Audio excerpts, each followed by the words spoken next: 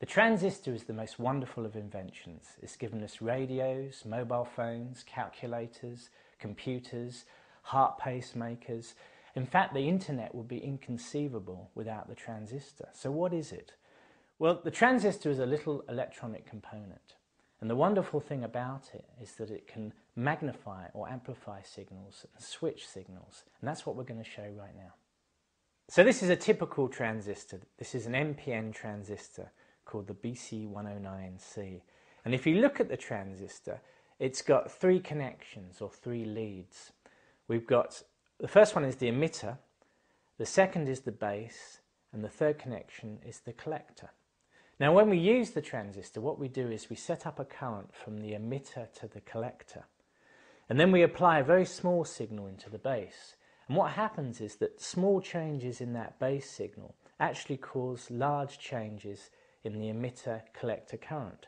So essentially we get a much larger copy of the little signal that's going in on the base. And that's how we get amplification. So that's how the transistor works. So I've got a simple little circuit here. I've got a 9-volt battery, an LED light and a resistor, and two connections. If I bring the connections together, you can see that the LED lights. The resistor, by the way, is put in because the LED only needs 3 volts and it's a 9-volt battery. So the resistor just restricts the flow of electricity so that the bulb doesn't burn out. Now obviously with the two connections together, the LED lights. If I break the connection, of course, the LED doesn't light. Now if I put my fingers across here, there is actually a current flowing through my fingers. It's about 100 times too small to light the LED, and so obviously you don't see the LED lighting. But we discovered already that the transistor can amplify signals. So what I'm going to do is I'm going to wire up the transistor into the circuit. And initially, nothing happens.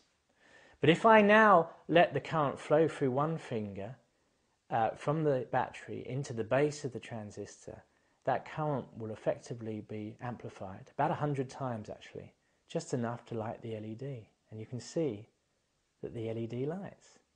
So now we're showing the wonderful amplifying action of the transistor.